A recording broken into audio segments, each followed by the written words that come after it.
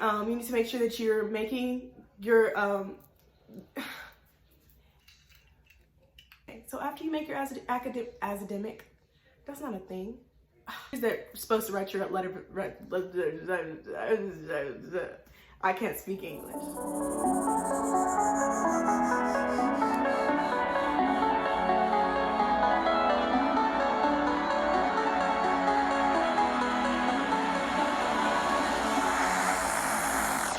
Hey babies, welcome back to my channel. My name is Jada Me, and I like lifestyle and college related content.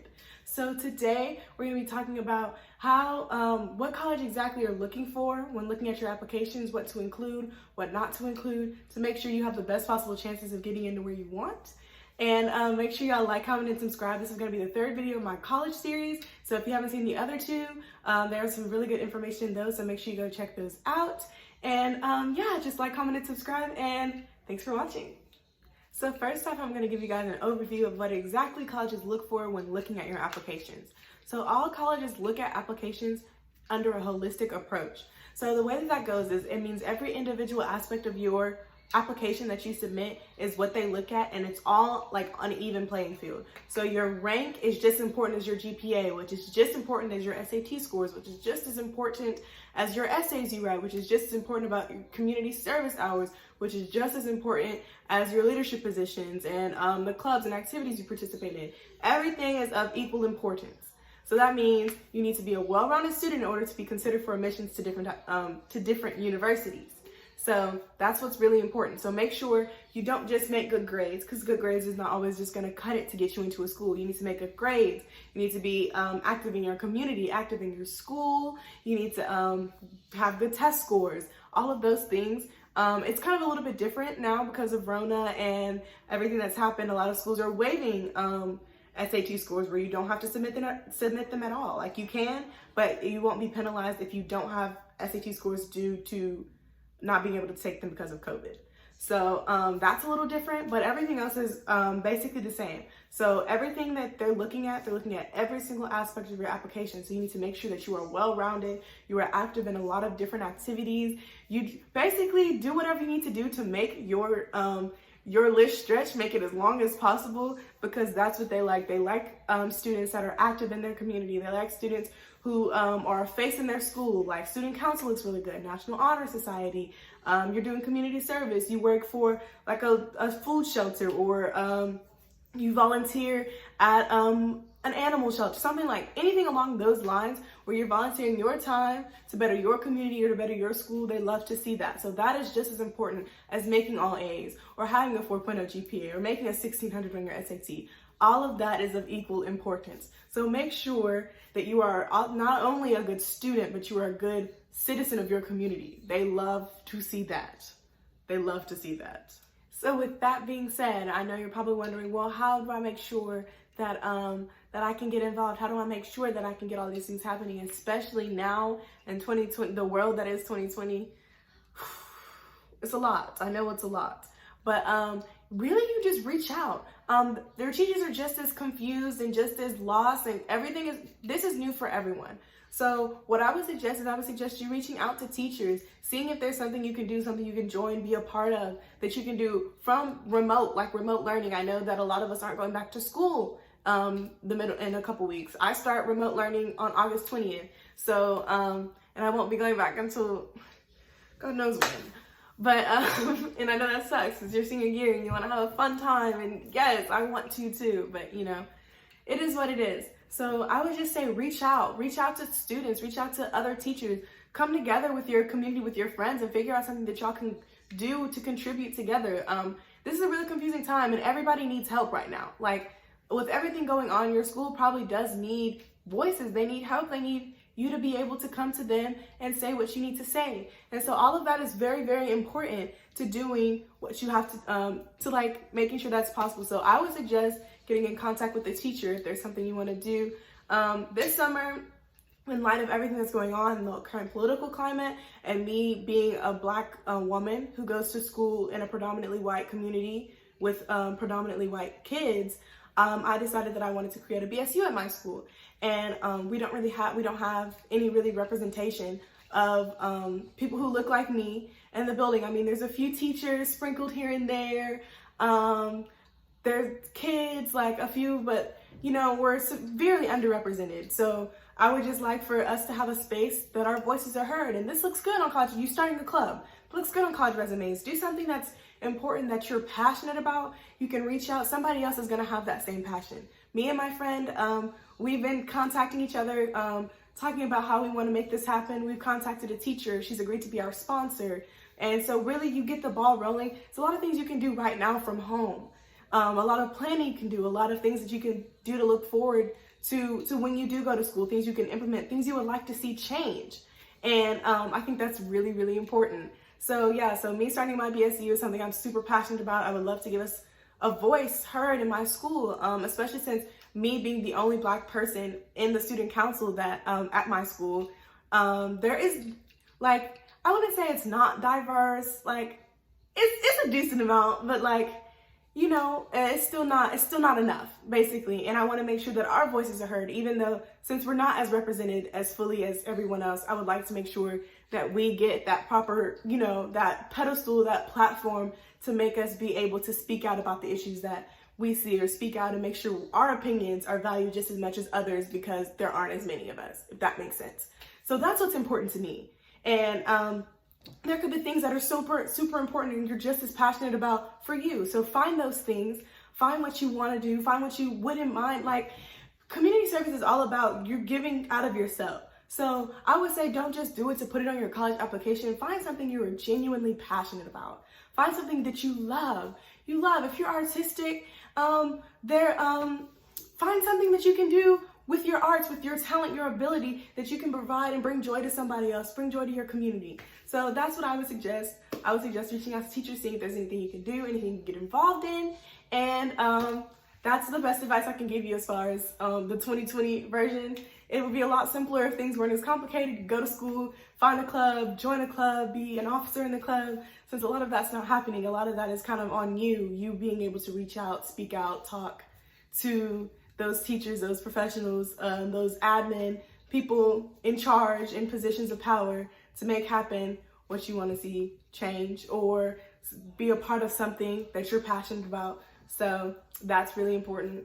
So that's my suggestion to you, my 2020 coronavirus pandemic suggestions of community service. That's what I suggest you be able to do. Moving on to my next point. I know that a lot of people watching my videos are seniors or are pretty close to starting that college application process, and you're wondering if it's too late.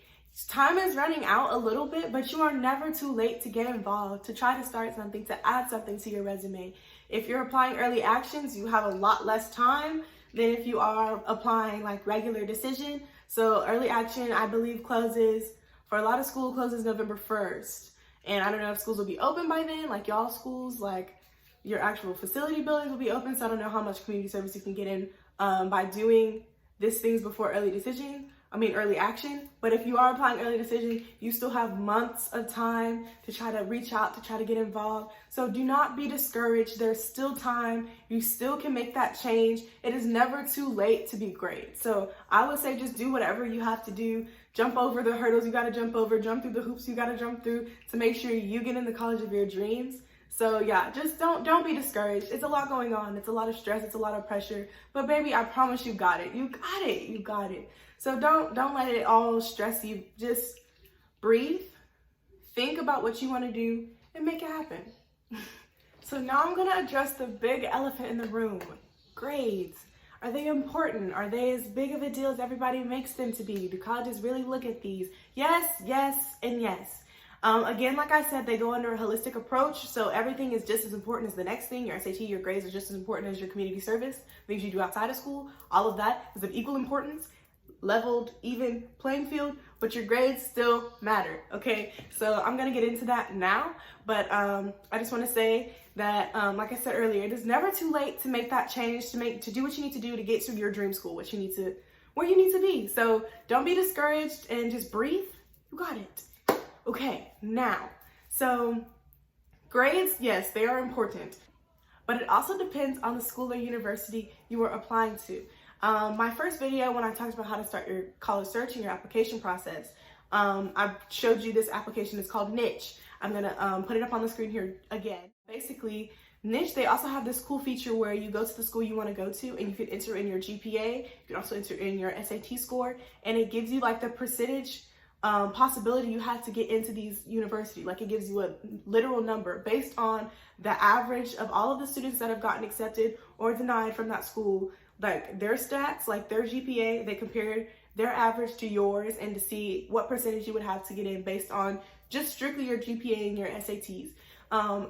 It's not completely accurate. If it says you have a 40, 30, 20% chance to get in, that's solely based on your grades. And like I said, there is a holistic approach. So grades are not the only thing that matter and the only thing that determine whether you get into a college or don't. So I would say look at this. It kind of gives you a good viewpoint, a good vantage point to see where you fall, what you need to do, how much you need to improve by in order to be considered upon the level of the students that attend there. But it does not mean, if it says you have a 3% chance of getting in, that does not mean you won't get in.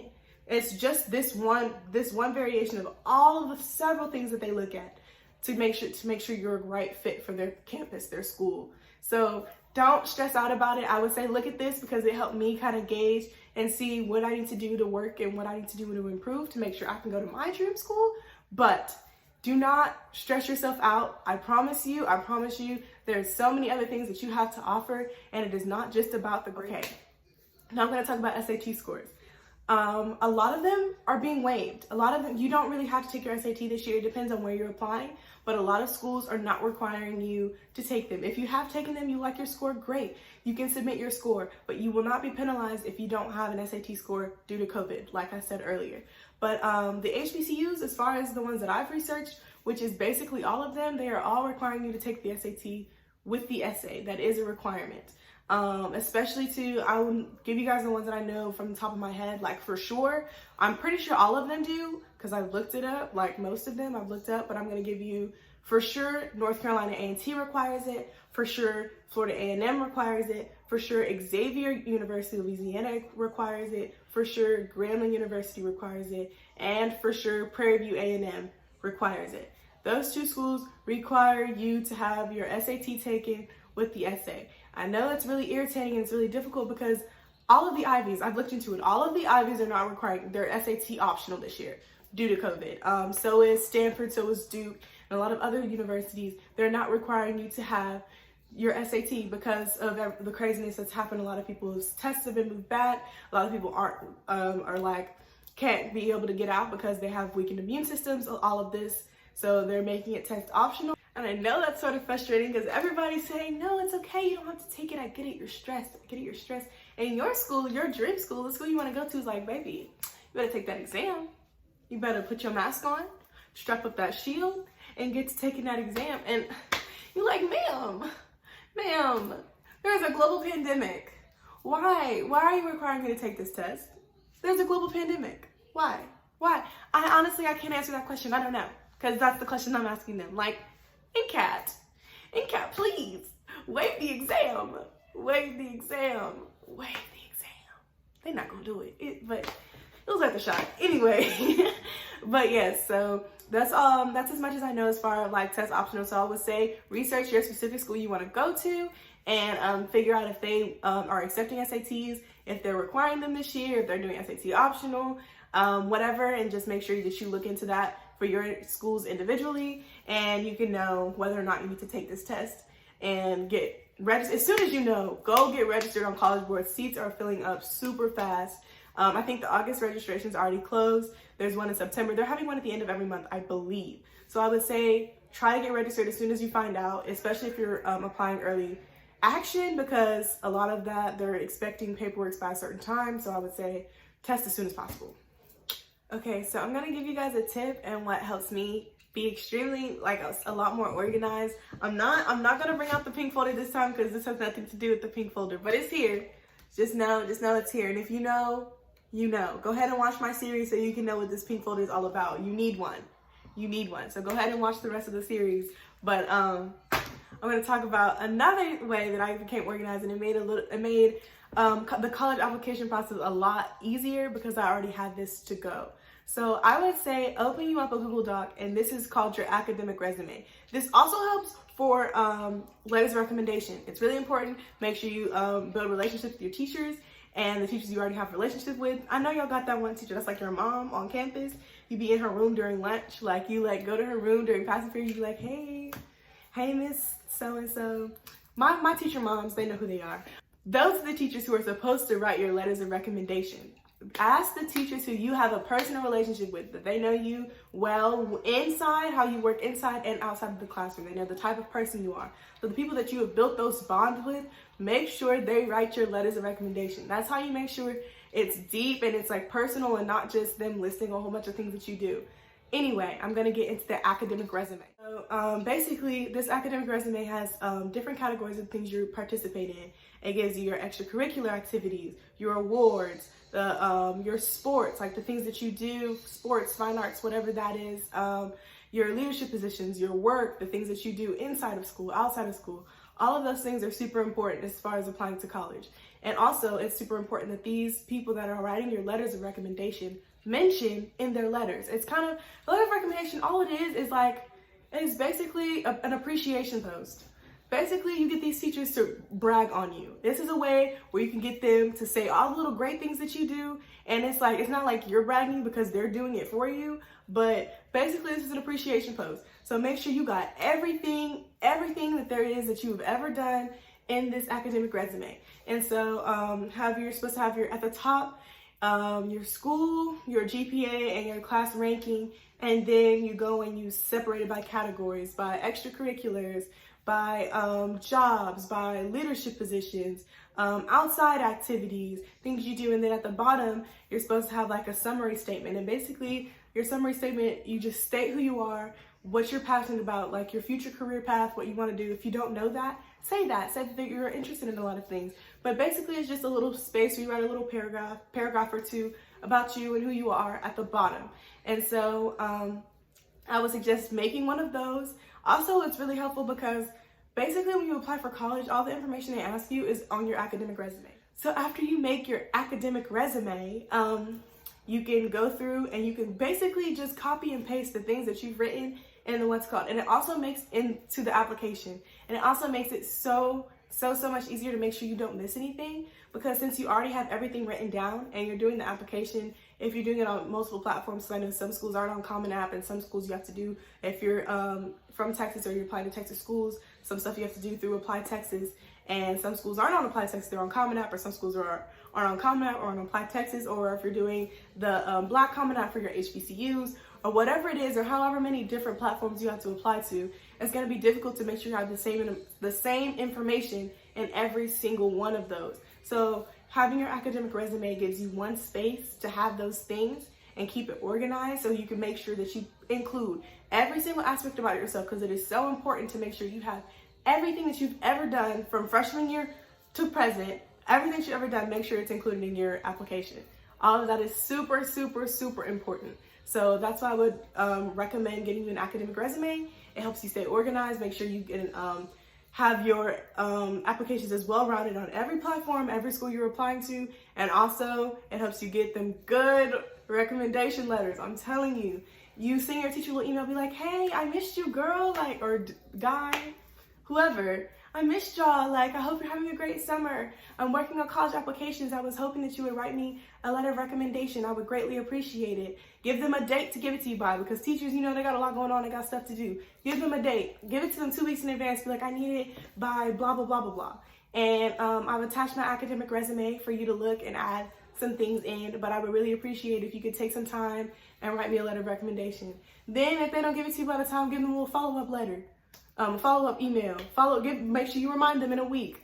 I'm not saying harass them, but you gotta get the letter. You gotta get into your colleges. So do what you gotta do. Again, do what you gotta do.